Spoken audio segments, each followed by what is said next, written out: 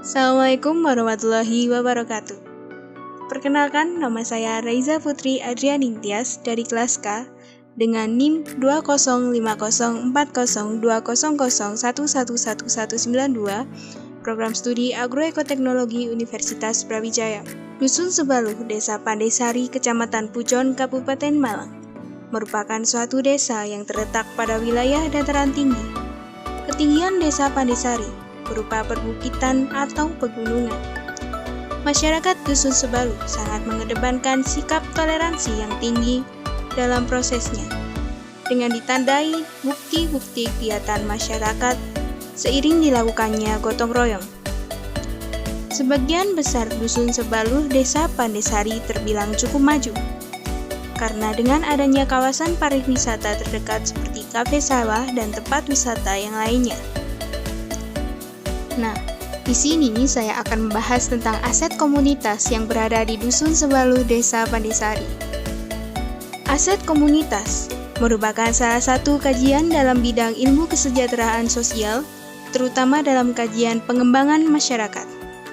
Setiap desa memiliki aset masing-masing, dengan ciri khas dan daya tarik dari tiap-tiap desa. Untuk mendapatkan gambaran mengenai bentuk-bentuk aset komunitas yang ada di tiap desa, maka berikut akan dideskripsikan bentuk-bentuk aset komunitas yang ada di Dusun Sebaluh Desa Pandesari. Terdapat 5 aset. Adapun kelima aset tersebut antara lain, yang pertama ialah aset fisik.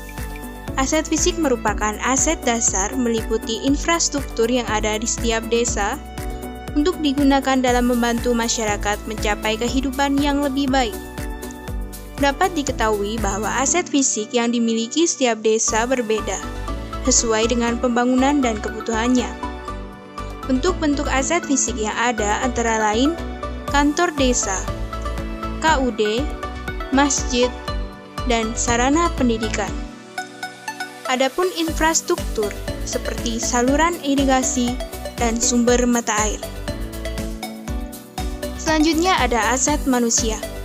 Aset manusia dapat dilihat dalam beberapa hal seperti jumlah penduduk, perkembangan penduduk, tingkat pendidikan, mata pencaharian penduduk.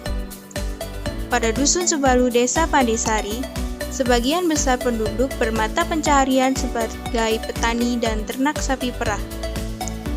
Yang ketiga ada aset sosial. Sebagai sebuah kesatuan, masyarakat memiliki nilai dan norma yang mengatur hubungan satu sama lainnya.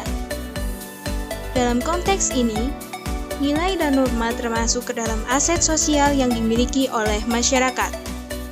Contoh aset sosial yang ada ialah interaksi antara pemilik lahan dengan penggarap lahan, interaksi pedagang dan pembeli di pasar, dan adanya kelompok tani.